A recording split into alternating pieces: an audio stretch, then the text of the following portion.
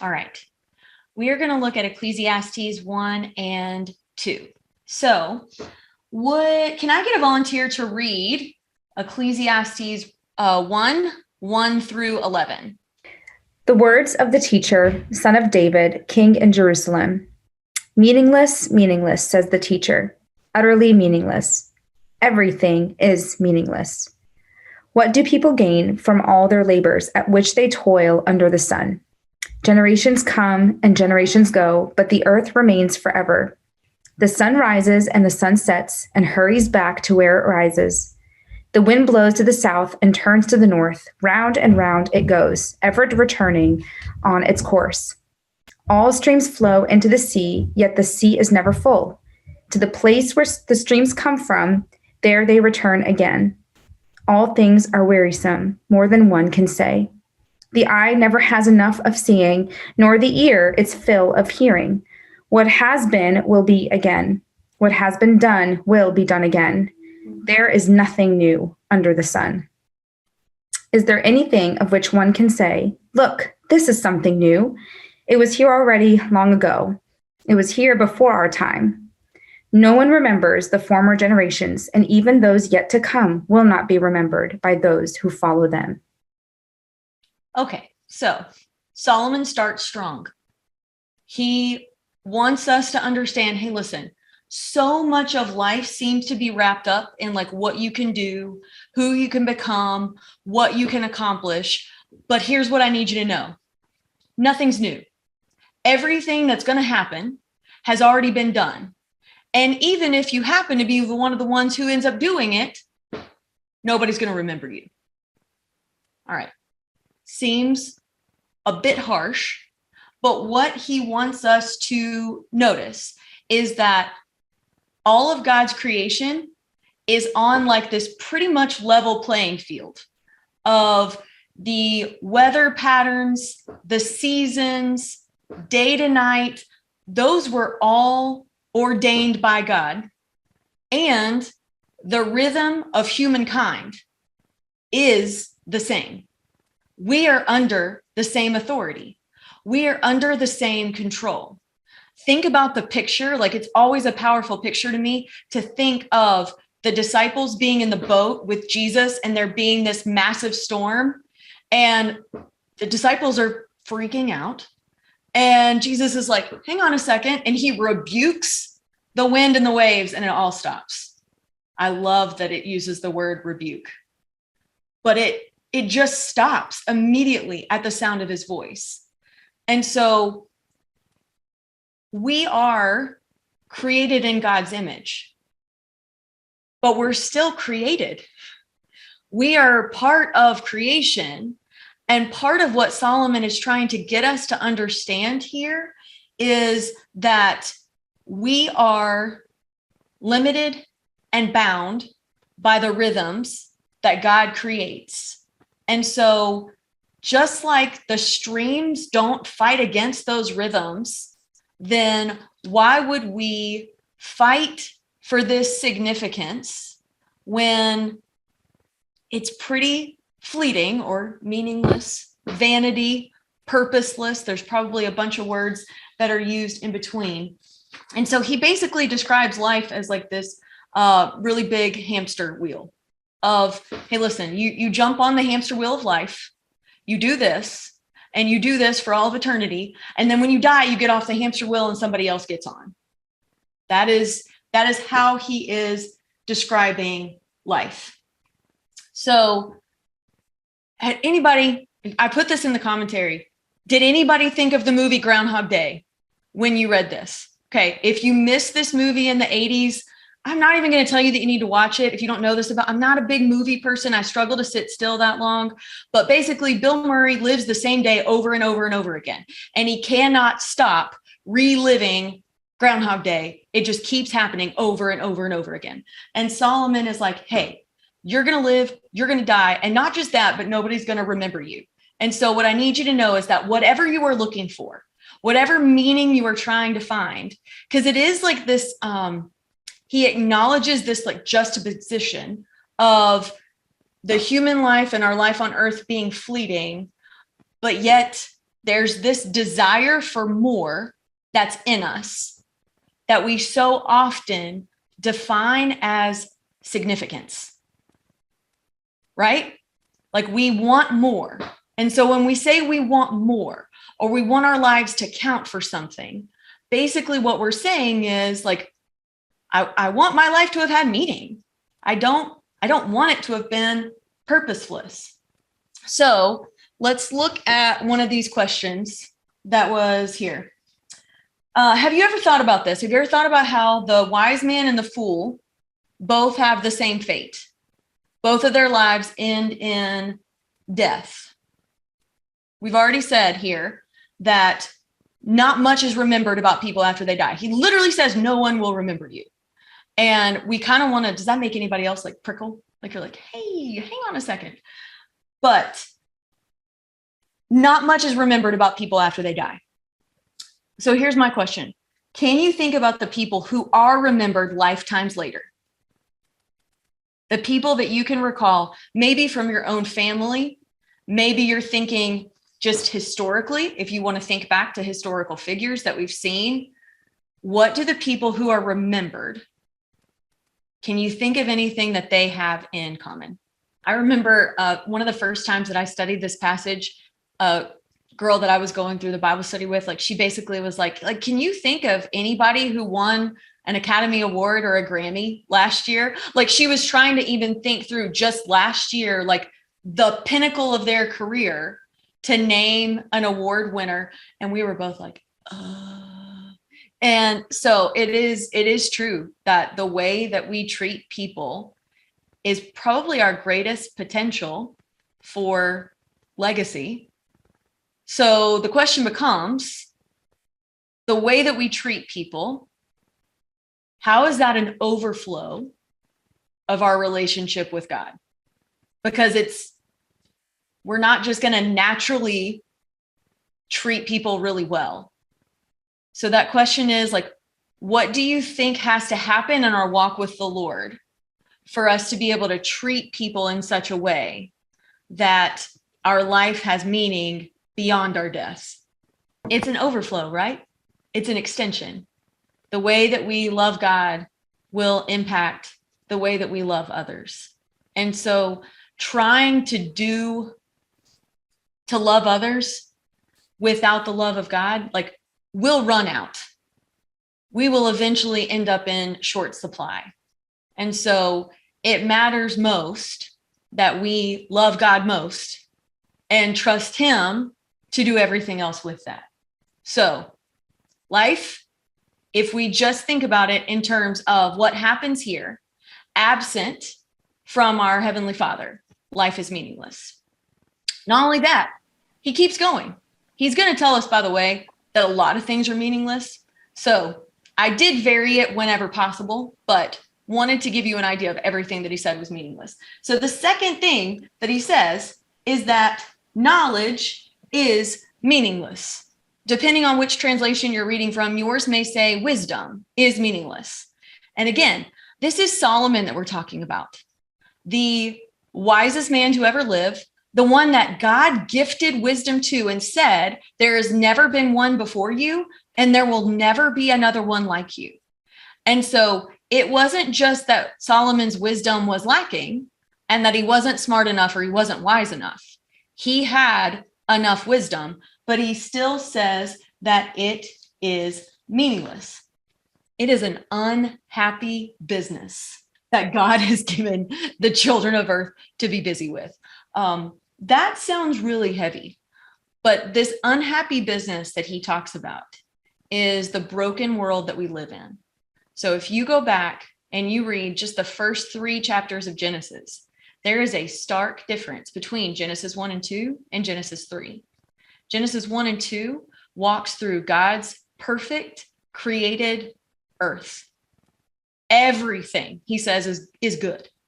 The only thing that he notices that isn't good is that Adam is by himself, and every woman in here testifies, amen. Okay, so he recognized that Adam needed Eve, but they lived not just in this perfect garden, but they lived in perfect companionship with God. It talks about how God would come down and he would walk in the garden with them. They had perfect community and communion with God. But the serpent was crafty, and the serpent was able to deceive Eve by letting her see, not blind her to all that God had given, and to focus on the one thing that God had said no to. And with that one, following what her eyes saw and wanting to be good, and wanting, instead of just wanting to be with God, wanting to be God, sin entered the world. Sin broke the world. And we have been living in a broken world ever since. So the world is broken. Sin broke it. Only God can fix it. We can't. So we can sit here. Where are my fixers at? Know yourself. Raise your hand. Okay. Thank you. All right. So fixers. What do we want to do? We want to be like, it's broken. Okay.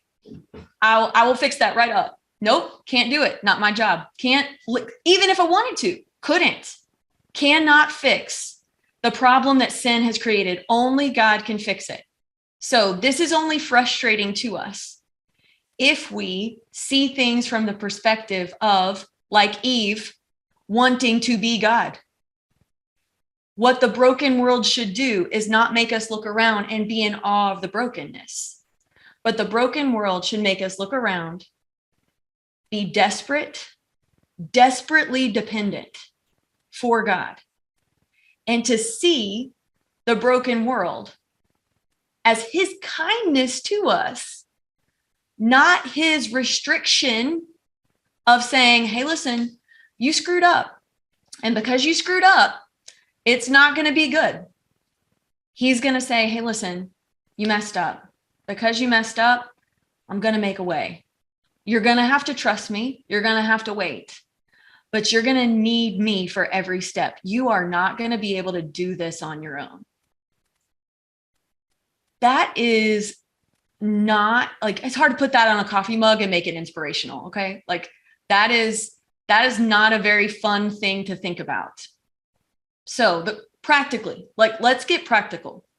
What are the ways that we can look at the broken world around us, and instead of marveling at its brokenness, use the brokenness of the world, seeing the brokenness of the world to drive us to further dependence on God. Verse 15 kind of elaborates on this point further, and it says, what is crooked cannot be made straight, and what is lacking cannot be counted. And so it just kind of drives us to recognize all of the things that we try to find our contentment in, that God is saying, nope, it's just in me. It's just in me. And then we're like, oh, well, it's not in this, so it must be in this. And we keep hopping from thing to thing, trying to find our contentment, which is exactly what we see our friend Solomon do. But before we give him a really hard time, I want you to ask yourself this question. 10 years ago, what did you believe that you needed to be content? What did you believe you needed to be content? Write down just a few things. Think through a couple of things in your head right now. Because I think what you'll realize is that what you thought you needed to be content, you probably have most of those things. The problem is you're not content and you have a new list now. That's what Solomon did. That's what Solomon did. I don't know what the timeline was for these things that he kept pursuing, but he kept thinking, I'm going to try this and see if I can find meaning and satisfaction. And it would let him down. And so instead of being like, I'm going to try God, he would simply try something else. And so let's start with verse 2 or chapter 2, and let's think through where he starts. Okay. So Solomon begins with pleasure. I don't know of another word to put it, but basically, like, if it's fun and if I want to, I'll do it. And if it's not fun and I don't want to, I won't do it. That was pretty much his mindset. He was the party guy. Again, if you'll go through the commentary and you want to look through, I tried to give you some ideas of the typical party that Solomon would throw every single night. I mean, it was nuts to think through. He didn't just have a DJ. If he liked the band and he would get annoyed when sometimes he couldn't book the band, it literally says that he bought singers. So I need you to he bought the band. Like, so the amount of money that took, the amount of power that he had, the amount of resources that were at his disposal to throw these incredible, elaborate parties that I'm sure that people would have talked about until the next day when he had to top it. Like, keep imagining how he kept having to raise the bar night after night in these parties. And he said it didn't work. He said, hey, he says, laughter is madness. Listen, I am all for laughter. I love me some giggles. I want to have a good time. I want to laugh.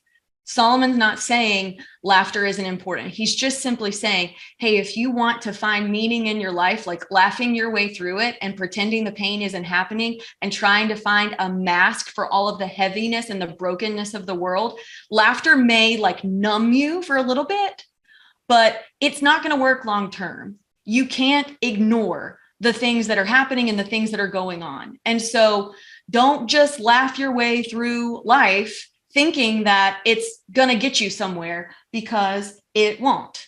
So the party scene, eventually he gets bored with it and he moves on. And verses 4-6, we see him start moving on to where, okay, like I've lived the party life. Now I'm going to like make my life count for something.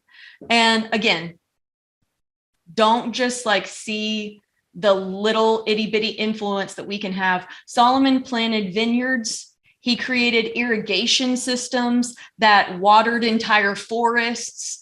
He built a temple that took 7 years to construct. His own house, took 13 years, estimated crew of 150,000 men. So like, I don't know, I've said this at Narrow. If you guys watched MTV Cribs, if you didn't, you're holier than me. But I don't think that I missed an episode of MTV Cribs. Solomon's house, infinitely bougier. Like none of the celebrities' house, no matter how cool we thought they were on MTV Cribs, nothing compared to what Solomon had. Still didn't work. He was able to create all of these massive things, some of which still exist today, but still didn't feel satisfied. So he was like, you know what? All this work has really made me tired. So what I'm going to do now, moving on to verse 7 and 8, he says, I'm just going to hire out everybody else to do my work for me. I'm going to wake up when I want to. I'm going to get a massage. I'm going to eat a really good meal while other people are doing work. And then maybe in the afternoon, if I'm feeling like I want to do something fun, I'll just go count my money. Like that's Solomon's life that he is talking about. This is the epitome of what we see peddled on social media as the designed life of you do whatever you want while everybody else does your work for you. And you will be so happy and content when you no longer have to do anything for yourself, but other people are just the ones that do things for you.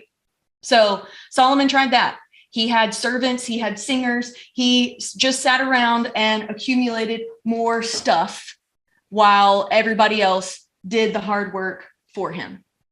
So does that sound like a pretty like progression of what we see people do? Like literally think about this. Just think about the typical, like people talk about their party scene life in college. And then they're like, oh, I graduated and now I need to get my life together and I need to get a really good job. So they get a really good job and they start building their resume with all these things. And they spend their work life building their resume and building their family and making things that last.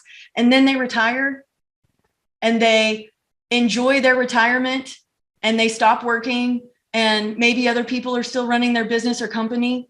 And then they die. Like he pretty much runs through the typical life, because it would be really easy for us to just point a bunch of fingers at Solomon, but understanding that this is the typical progression that life takes for all of us if we don't make intentional efforts to be different. Okay. This is why this is so important for us. This is so important for us to understand, is because so many of us could get to the end of our life and realized, hey, I didn't get to the peak of my career. I didn't make as much money as I thought I would. I didn't have the family that I thought I would have. This part of life didn't turn out the way that I thought that it should. This dream that I had, that I thought God would grant and to make it true, never came to place. And so my lack of contentment must be because none of those things came true, or they didn't come true to the extent that I thought that they should. So why we have to pay attention to Solomon is because there was not a dream that he had that did not become reality for him. He exhausted every dream that he ever had. He got to the pinnacle of it. It came true. And he recognizes none of it worked. None of it worked. You and I will probably never be resourced like Solomon to be able to exhaust our dreams to the extent that he did. But he did. He got to the end and recognizes, we'll get to see, he's going to give us some glimpses of it, that God is what he wanted all along. Verse 12. He says, living wisely is better, but it's still meaningless. And so he acknowledges in verses like 13 through 16, he talks about, hey, listen, it's more valuable to live wisely, but like in the end, the stories all end up the same. And so it is really this kind of like eerie thing to talk about how death is a little bit of an equalizer, about how no matter what you choose to do with your life, your earthly life here ends the exact same way. None of us get an out from that. So he is near the end of his life and he is recognizing, oh my goodness, I missed it. It's too late for me, but the desperation that we hear and the words that we would define as intensity, maybe, of like, hey, it's a little strong. He wants to make sure that we get it because he doesn't want us to repeat his mistakes.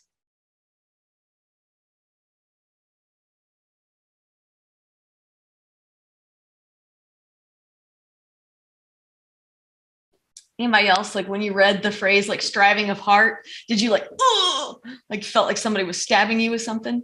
But truthfully, like this seems like Solomon, you're like, okay, buddy. But again, if you guys were able to go back and you were to read through Solomon's life, and if you went just a little bit past that, you would have been able to see that everything that Solomon feared was true. His sons literally lost everything that he worked so hard to do. They lost it all. And so here he is striving to make all of these things happen. And he dies. He knows he's going to die. He's going to have to leave everything to his sons. And because his sons didn't have to work for it, they didn't really care to protect it. And within one generation, it was pretty much like Solomon had never even lived. Again, think about all the money that we talked about, to where you're rich enough to buy the band. You're rich enough to spend and invest and hire 150,000 people to build your house for 13 years. You have that kind of wealth. They lost all that money. That's intense. Like, I don't even know what you have to do to be able to lose that kind of money in one generation. But they did it. And so Solomon, when he talks about, I see Andrea saying anxious striving of heart, depending on which translation you're listening to or you're reading from, it's this whole idea that work can consume you very quickly.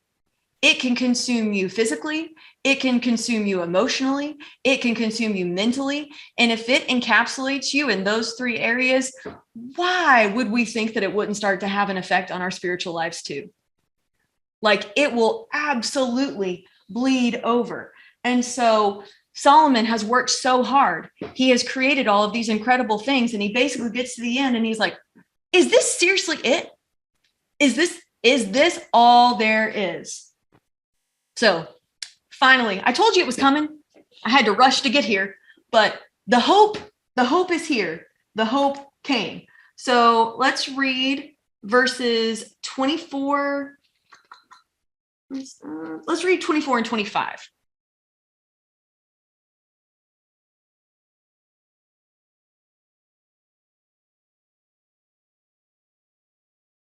So you guys are going to see throughout Ecclesiastes, Solomon is all about a good meal. Okay, he comes back over and over and over again to this idea of eat, drink, be merry, enjoy your life, which in the hustle culture that we live in, did anybody else like read through those and just kind of want to read them again? And to be like, did somebody just tell me to eat and drink and like rest and enjoy? Because we don't seem to tell each other that all the time. So what is happening here and what Solomon is trying to get us to recognize is that, hey, everything comes from God's hand. And apart from God's hand, you can have no good thing. But why would you stop at merely thanking God for the blessing instead of just thanking God? Because what can happen to us quickly is we can start to worship the things that God has given us instead of worshiping God himself. And so this creates like this misery that we can't understand, because when you put pressure, because really what happens when we put something above God is we've created an idol, right?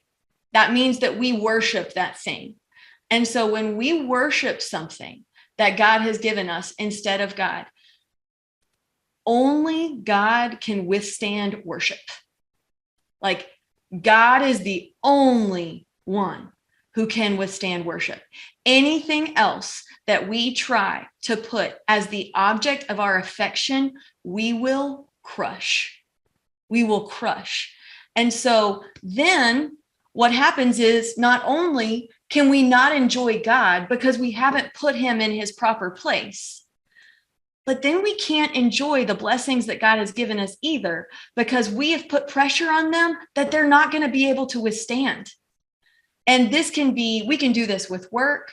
We can do this with our physical bodies and our appearance. There's so many different ways that this can play out, but the most devastating way that this plays out is when we idolize and worship a person or a relationship, and we put pressure on somebody that is also a fallen human under the created authority of God, and we put that person in a place that only God should be. Because then that person, can they deliver for us what God can? No, they can't. And so because they can't do it, then instead of being God's blessing and God's gift, what they end up becoming is the source of our dissatisfaction. Like, you guys, I don't know how well all of you know me. Studying God's word, we'll just put it this way. My Apple Watch tells me to start my workout a lot. I have physical responses when I'm studying God's word.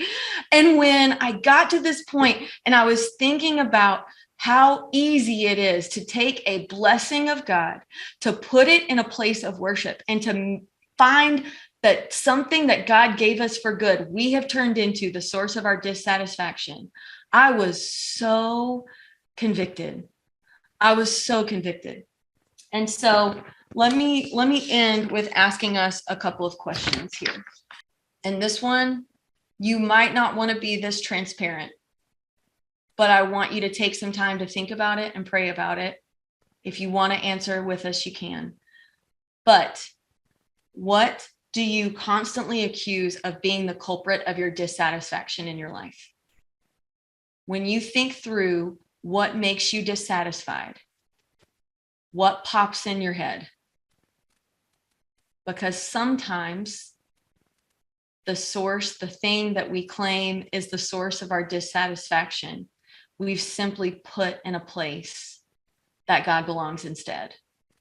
And so it might not be that that thing or that person is actually letting us down so much.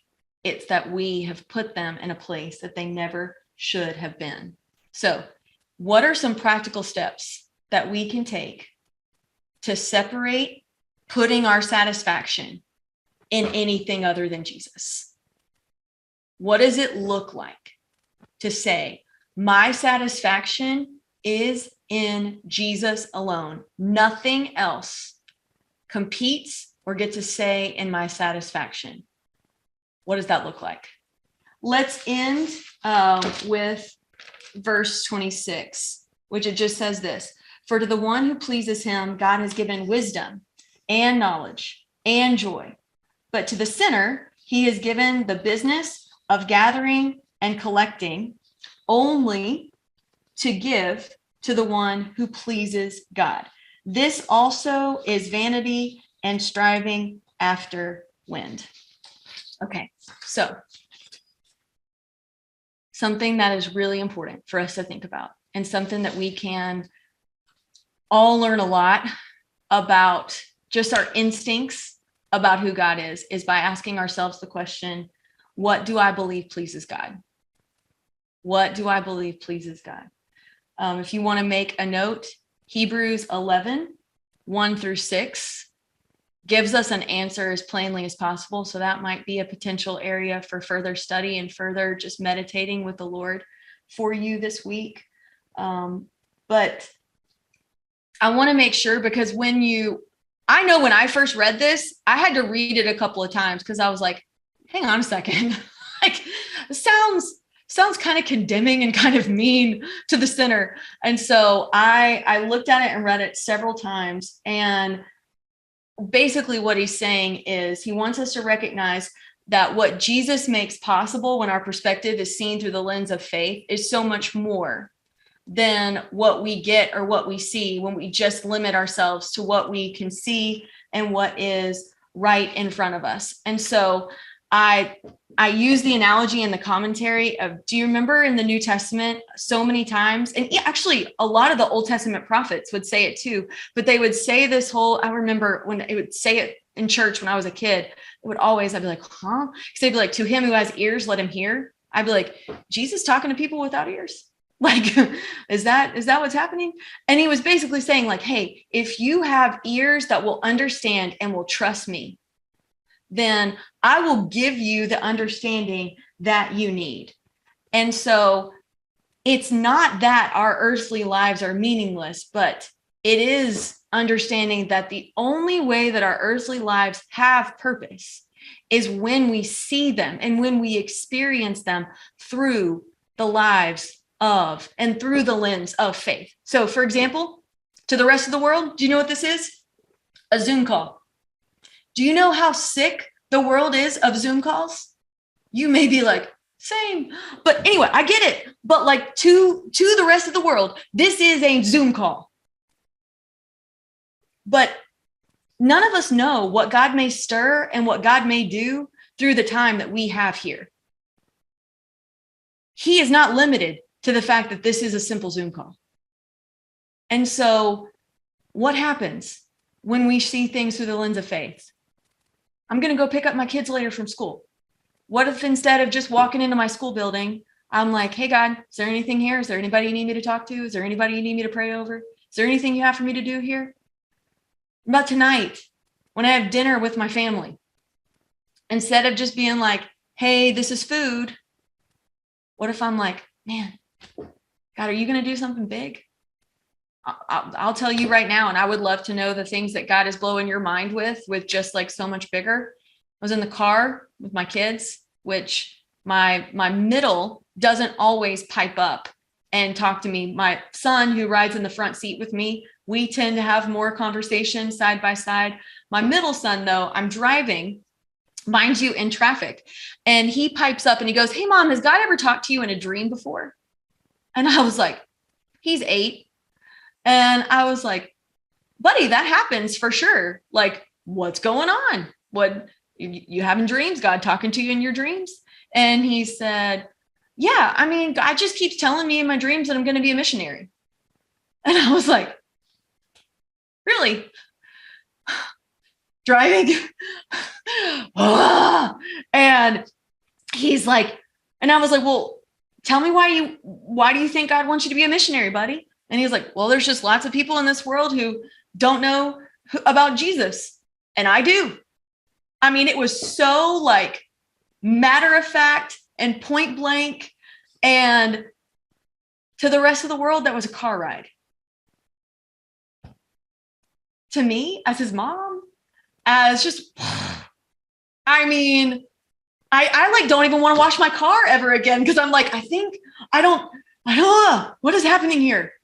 So these are just beautiful ways for us to be able to continue this conversation, to recognize that with God, we're not limited to the meaningless life that we can experience if we choose to do life without him. We're just not limited to that. I'm super grateful to all of you. I have officially finished the Ecclesiastes study. I finished this morning. Hey, hang on. I wept when I finished because this has just been the medicine that my soul needed. And so I'm really, really grateful that we get to go through this together.